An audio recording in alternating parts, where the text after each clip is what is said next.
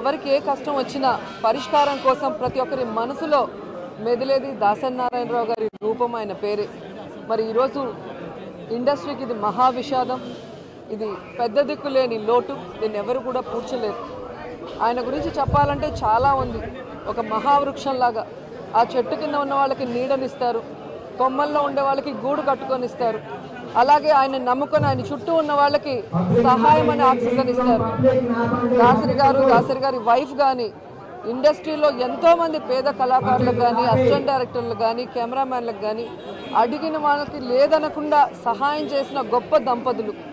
మరి ఆవిడ మరణించిన తర్వాతే దాసరి నారాయణరావు గారు కూడా చాలా ఆరోగ్యం క్షీణించడం కానీ, చాలా డల్ అయిపోవడం కానీ మనం గమనించాం. మరి ఈరోజు ఆయన కూడా లేరు అనగానే అందరం కూడా తట్టుకోలేని విషాదంలోకి వెళ్ళిపోయాం. ఎందుకంటే నాకైతే చిన్నప్పటి నుంచి కూడా అంకుల్తో పరిచయం, మా నాన్నకి చాలా సన్నిహితులు కాబట్టి చెన్నైకి వచ్చినప్పుడు కలిసే వాళ్ళం.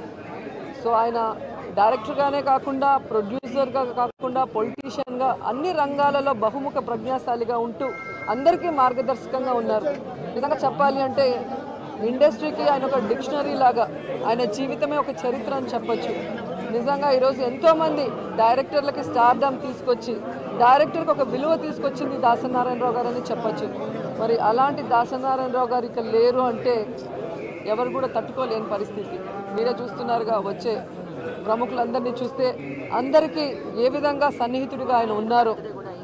మరి బర్త్డే సందర్భంగా కూడా ఆయన అందరినీ కూడా కలవటం, సంతోషంగా ఉండటం జరిగింది. కానీ అకస్మాత్తుగా నిన్న మరణించారనగానే ఎవరు కూడా ఏం మాట్లాడలేని పరిస్థితికి వచ్చాం.